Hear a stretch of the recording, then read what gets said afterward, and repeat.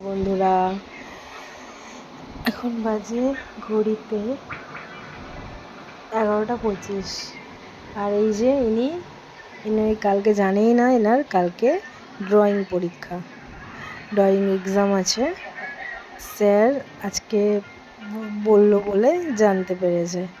এই যে এখন 11টা 25-30 হবে, এখন উনি ড্রয়িং প্র্যাকটিস করছে। কাল 8টায় পরীক্ষা এক্সাম দিতে যাবে।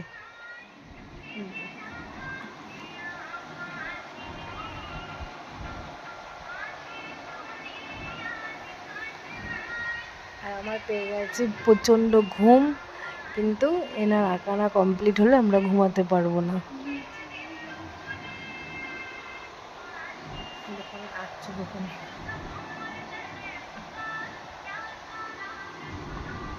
এটা ও আর ওর মা।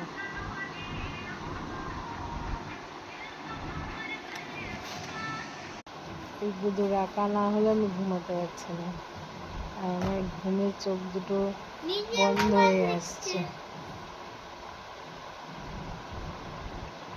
ঠিক আছে, তোমরা ঘুমাও বন্ধু।